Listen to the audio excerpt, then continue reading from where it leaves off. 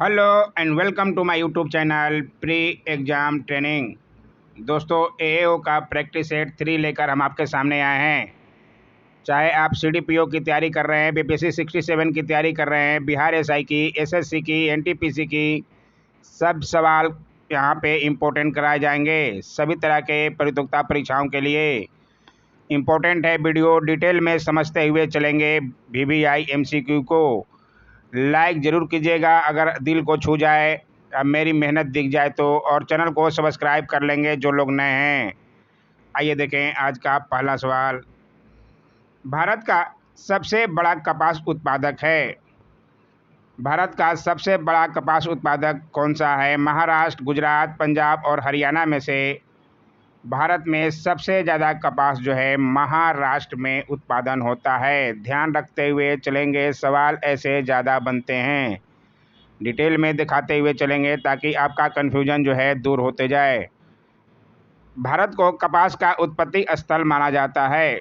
संसार का 20% कपास उत्पादक क्षेत्र जो है भारत में है, जबकि उत्पादन केवल 9% ही होता है। उत्पादक क्षेत्र है मगर उत्पादन केवल 9% ही होता है। भारत में सर्वाधिक कपास महाराष्ट्र में पैदा की जाती है। इसके पश्चात गुजरात, कर्नाटक, मध्य प्रदेश एवं पंजाब का स्थान आता है। इसे भी ध्यान रखते हुए चलेंगे। आइए देखें अगला सवाल। हीराकुंड बांध यानी कि डैम तैयार किया गया, कहाँ तैयार किया गया है, किस नदी पर? बहुत अच्छा सवाल है। हीराकुंड डैम जो है महानदी पर तैयार किया गया है, उड़ीसा में स्थित। ध्यान रखिएगा, बहुत इम्पोर्टेंट सवाल है और ये बहुत अच्छा है। हीराकुंड बांध जो कि इसकी डिटेल बता देते हैं। हीराकुंड बांध उड़ीसा की महत्वाकांक्षी परियोजना है जो कि महानदी कहाँ से निकलती है? अमरकंटक से। अमरकंटक से नर्मदा, सोन और महानदी, 3 नदियाँ, प्रमुख नदियाँ निकलती है। इसे ज़रूर ध्यान रखिए। महानदी अपनी बाढ़ों के कारण कभी उड़ीसा का शोक कहलाती थी, इसे भी जरूर ध्यान रखिएगा। 68 करोड़ रुपए की लागत से महानदी पर संबलपुर से 14 किलोमीटर ऊपर की ओर हीराकुंड नामक स्थान पर मुख्य बांध बनाया गया है। यह विश्व का सबसे लंबा यानी कि इसकी लंबाई जो है 4801 मीटर है। विश्व का सबसे लंबा बांध है। जरूर ध्यान रखिएगा। इसकी ऊंचाई नदी तल से 61 मीटर है। नोट करते हुए चलिएगा। Like, share, comment and channel को सब्सक्राइब जरूर कीजिएगा दोस्तों। आइए देखें अगला सवाल। प्रतिशत अधिकतम वन क्षेत्र है। बहुत बार ये सवाल बीपीएससी में भी बना है और ऐसे भी हर तरह के एग्जाम में बनता है। प्रतिशत में वन क्षेत्र किस राज्य में सबसे ज़्यादा है? अरुणाचल प्रदेश, हिमाचल प्रदेश, मिजोरम और नागालैंड में से सबसे ज़्यादा प्रतिशत वन क्षेत्र का मिजोरम में है। ध्यान रखिएगा, ये ऑडिटर एग्जाम में भी पूछा था। आइए देखा जाते हैं डिटेल में। भारत में सबसे अधिक प्रतिशत वन क्षेत्र मिजोरम में 86.99% है, यानी कि 87% के लगभग। नागालैंड में 85.43%, अरुणाचल प्रदेश में 82.21% और हिमाचल प्रदेश में 23.50% है। इसलिए ध्यान रखिएगा, दिए हुए में से सबसे ज़्यादा जो है मिजोरम में है। सवाल बार बार बनता है, नोट जरूर कीजिएगा। गन्ने के उत्पादन में राज्यवार घटते क्रम में हैं। कौन कौन से राज्य जो हैं सब पहले से कम होते जाते हैं? गन्ना उत्पादन में उत्तर प्रदेश को चीनी का कटोरा कहा जाता है, सबको पता होना चाहिए। तो आंसर जो है उत्तर प्रदेश तो होगा ही। उत्तर प्रदेश जो है सी और ए में है। इसके अनुसार आप ए में और इसमें से दोनों में से देखिए, ये दोनों तो कट गया। उसके बाद उत्तर प्रदेश के बाद महाराष्ट्र और तमिलनाडु और कर्नाटक का नंबर आता है। इसलिए ध्यान रखिएगा, सी आंसर जो है राइट आंसर है। गन्ने के उत्पादन में राज्यवार घटते क्रम में। आइए देखें अगला सवाल। निम्न राज्यों में से किस राज्य में जाड़े यानी कि विंटर के मौसम में बारिश मिलती है? बहुत बार ये सवाल बना है। केरल, तमिलनाडु, पश्चिम बंगाल और उड़ीसा में से किस राज्य में ठंडे के समय में बारिश होती है। इसमें जो है तमिलनाडु में ठंडे के समय यानी कि जाड़े में के मौसम में बारिश होती है, ज़रूर ध्यान रखिएगा, बहुत अच्छा सवाल है।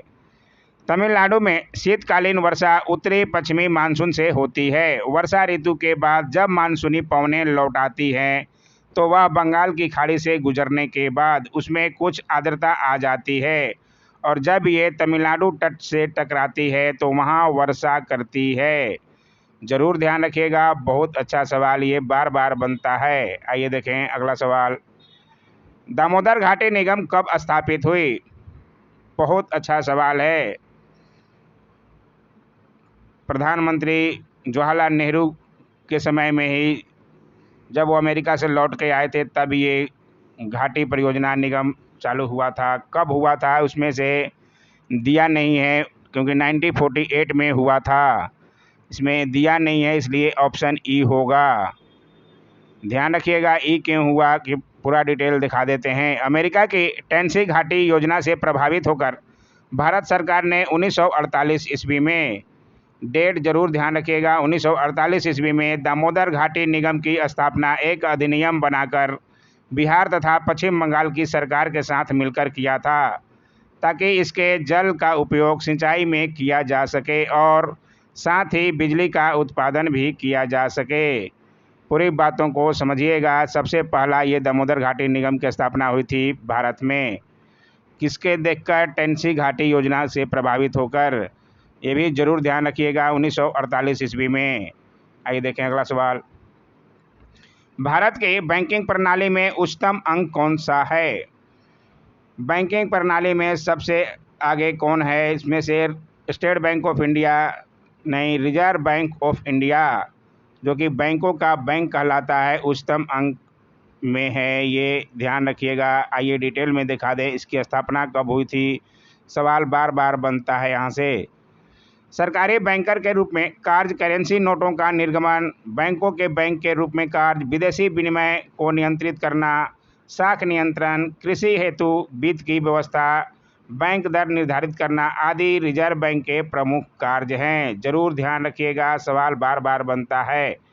भारतीय रिजर्व बैंक की स्थापना 1 अप्रैल 1935 को अन्य प्रमुख देशों के केंद्रीय बैंकों की रूपरेखा के आधार पर 1 अप्रैल 1935, ध्यान रखिएगा, इसकी स्थापना हुई थी भारतीय रिजर्व बैंक आरबीआई की। केंद्रीय बैंक के रूपरेखा के आधार पर अंशधारियों के बैंक के रूप में की गई। 1 जनवरी 1949 को इसका राष्ट्रीयकरण कर दिया गया। ये भी जरूर ध्यान रखिएगा। आइए देखें अगला सवाल। बहुत अच्छे सवाल हैं, पूरा वीडियो जरूर देखिएगा। कौन सा ऐसा कर है जो केंद्रीय सरकार द्वारा लगाया जाता है, लेकिन उससे प्राप्त आय को केंद्र और राज्य में विभाजित कर दिया जाता है? बहुत इम्पोर्टेंट सवाल है ये। आयात शुल्क, केंद्रीय उत्पाद शुल्क, निगम कर या बिक्री कर में से केंद्रीय उत्पाद शुल्क जो है केंद्र और राज्य सरकार में विभाजित कर दिया जाता है, सेंट्रल एक्साइज ड्यूटी। इसलिए ध्यान रखिएगा, बहुत अच्छा सवाल है ये भी। आइए देखें अगला सवाल। देखिए पूरा डिटेल लिखा हुआ है, आप पीडीएफ जरूर ध्यान रखा कीजिए, टेलीग्राम ज्वाइन कीजिए, फ्री का पीडीएफ मिल जाएगा। भारत के लिए किस देश से सर्वाधिक द्विपक्षीय सहायता आती है? किस देश से सर्वाधिक द्विपक्षीय सहायता आती है? Bilateral foreign add. इसमें से यूएसए, जापान, पेट्रोलियम निर्यात देशों का संगठन और इंग्लैंड में से यूएसए से सबसे ज़्यादा आती है द्विपक्षीय सहायता। सबको ज्ञात होना चाहिए, ध्यान रखिएगा, बहुत अच्छा सवाल है ये भी। आइए देखें अगला सवाल। पढ़ने में काम आने वाले ग्लासेज किस प्रकार के लेंस से बनते हैं? लेंस पर एक सवाल तो रहता ही है। अवतल, उत्तल, साधारण या परवल लाइक में से पढ़ने में काम आने वाले ग्लासेज, चश्मे का प्रयोग करते हैं पढ़ने वाले स्टूडेंट के, जो है किसका प्रयोग होता है? अवतल लेंस का प्रयोग किया जाता है, कॉनकेव लेंस। ध्यान रखिएगा, अच्छा सवाल है ये भी। आइए देखें अगला सवाल। महाराष्ट्र एवं कर्नाटक में पश्चिमी घाट कहलाते हैं। बहुत अच्छा सवाल है। महाराष्ट्र और कर्नाटक में पश्चिमी घाट जो है सह्याद्री पर्वत श्रेणी कहलाती है। जरूर ध्यान रखिएगा, बहुत अच्छा सवाल है। महाराष्ट्र और कर्नाटक में पश्चिमी घाट सह्याद्री पर्वत कहलाते हैं। इनका विस्तार समुद्र तट के समानांतर महाराष्ट्र में ताप्ती की घाटी से दक्षिण में कुमारी अंतरीप तक लगभग 1600 किलोमीटर लंबाई में है। इसकी सर्वोच्च शिखर दोदा बेटा है, जिसकी ऊंचाई 2630 मीटर है। से ध्यान रखिएगा, पूर्वी घाट और पश्चिमी घाट पर्वत के मिलन स्थल पर नीलगिरी की पहाड़ी स्थित है। ये भी ध्यान रखिएगा। और नीलगिरी के दक्षिण में अन्नामलाई की पहाड़ी है। ये भी ध्यान रखिएगा। आइए देखें अगला सवाल, बहुत अच्छा सवाल आ गया। भारत में सर्वोच्च पर्वत शिखर है। भारत का सबसे सर्वोच्च पर्वत शिखर कौन सा है? Mount Everest, Kanchenjunga, Godwin Austen और नंगा पर्वत में से गॉडविन ऑस्टिन। सब लोग शायद जानते ही होंगे इसका जवाब। तो बहुत अच्छा सवाल है और इजी और अच्छा सवाल है। कराकोरम श्रेणी तिब्बत के पठार की रीढ़ कहलाती है। यह हिंदू कुश श्रेणी के ही क्रम में पश्चिम से पूरब विस्तृत है। इसी श्रेणी में भारत का सर्वोच्च पर्वत शिखर गॉडविन ऑस्टिन K2 बोला जाता है, जिसे 8611 मीटर ऊंची है। ये भी ध्यान रखिएगा, ऊंचाई भी पूछा जाता है। यह श्रेणी मध्य एशिया और दक्षिण एशिया के मध्य जल विभाजक का कार्य करती है। से भी ध्यान रखते हुए चलेंगे। गॉडविन ऑस्टिन K2 भारत का सबसे ऊंचा पर्वत। आइए देखें अगला सवाल। रेगुर मिट्टी सबसे ज़्यादा कहाँ है? महाराष्ट्र में, तमिलनाडु में, आंध्र प्रदेश में, झारखंड में से सबसे ज़्यादा महाराष्ट्र में पाई जाती है रेगुर मिट्टी। से ज़रूर ध्यान रखिएगा। आइए देखें अगला सवाल। सारण सिंचाई नहर निकलती है। सारण सिंचाई नहर कहाँ से निकलती है? सोन से, गंगा से, कोसी से या गंडक से? में से सारण सिंचाई नहर जो है गंडक नदी से निकलती है। बहुत बार ये सवाल बना है, बहुत इम्पोर्टेंट सवाल है, जरूर ध्यान रखिएगा। गंगा की सहायक गंडक नदी पर त्रिवेणी घाट नामक स्थान पर बांध बनाया गया। इसके पूर्वी किनारे से तिरहुत नहर एवं पश्चिमी किनारे से सारण नहर निकाली गई है। दोनों नहर का ध्यान रखिएगा, कहाँ से निकली है दोनों?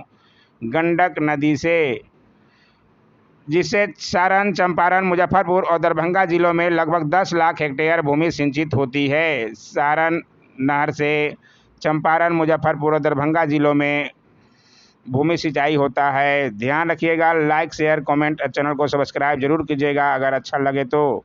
आइए देखें अगला सवाल। निम्न में से कौन सी धातु रोशनी के बल्बों में फिलामेंट के रूप में प्रयोग होती है? बहुत बार ये भी सवाल बना है। बल्बों में फिलामेंट के रूप में टंगस्टन का प्रयोग होता है, सभी लोग जानते होंगे, इसलिए ध्यान रखिएगा। फिर भी डिटेल में और दिखा देते हैं, जो लोग नहीं जानते हैं नोट कर लीजिएगा।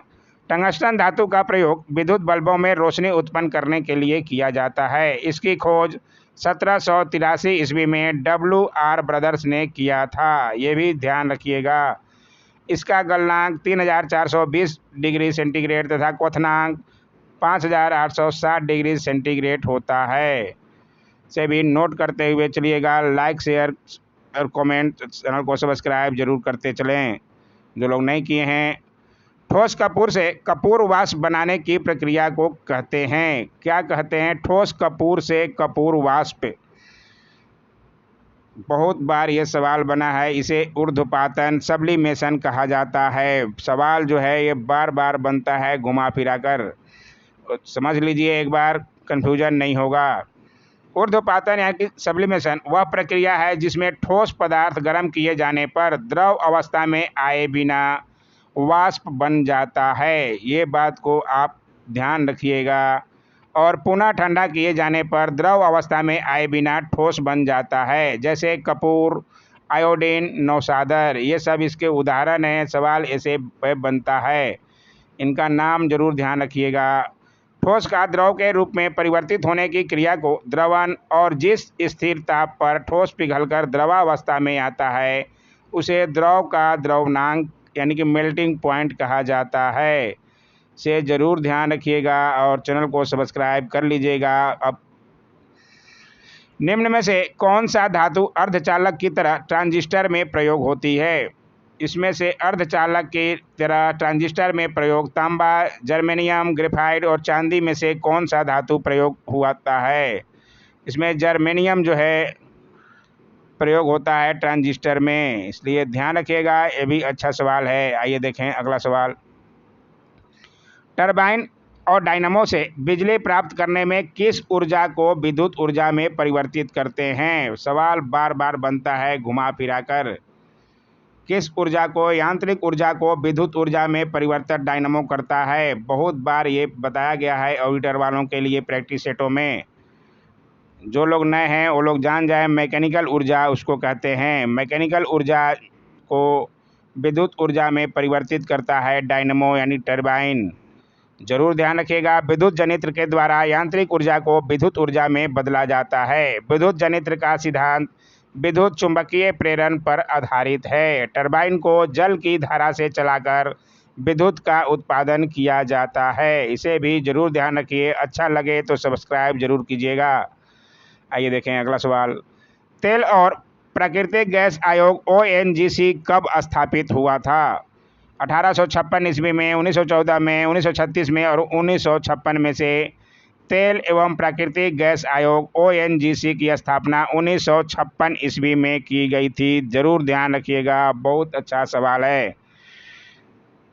ये देखिए पूरा डिटेल लिखा हुआ है। अभी कई निजी तथा संयुक्त क्षेत्र की कंपनियां देश में तेल तथा प्राकृतिक गैस की खोज एवं उत्पादन में लगी हुई है। भारत में ONGC की स्थापना 1956 में। आइए देखें अगला सवाल। निम्न में से सबसे सख्त यानी कि हार्ड कौन है?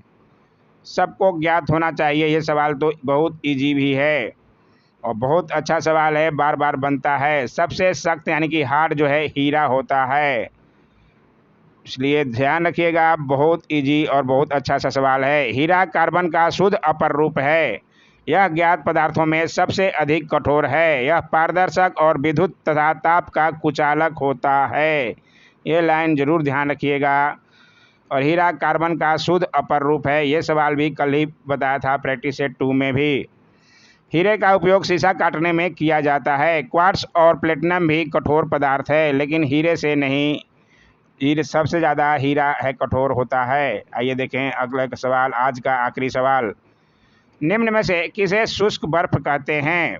बहुत अच्छा ये भी सवाल है। शुष्क बर्फ जो है ठोस कार्बन डाइऑक्साइड को कहा जाता है। ये सवाल भी बहुत अच्छा है। जरूर ध्यान रखिएगा। बहुत बार आपको दिखेगा प्रैक्टिस सेटों में। कार्बन डाइऑक्साइड CO2 एक रंगहीन गंधहीन गैस है। इसका जलीय विलयन अम्लीय होता है। वायुमंडलीय दाब पर यह 78 डिग्री सेंटीग्रेड ताप पर ठोस अवस्था में परिवर्तित हो जाती है, जिसे शुष्क बर्फ ड्राई आइस कहते हैं। शुष्क बर्फ का प्रयोग रेफ्रिजरेशन में किया जाता है। कार्बन डाइऑक्साइड उच्च दाब पर शीतल पेय पदार्थों के साथ बोतलों में भर दी जाती है। पूरी बातों को समझिएगा, इसलिए उसको ठोस कार्बन ड्राई आइस भी कहते हैं। आज का वीडियो से कुछ ना कुछ सीखने को मिला होगा। कुछ कमेंट जरूर किया कीजिए दोस्तों। Don't forget to like, share, comment and subscribe my YouTube channel. Thanks for watching my YouTube channel.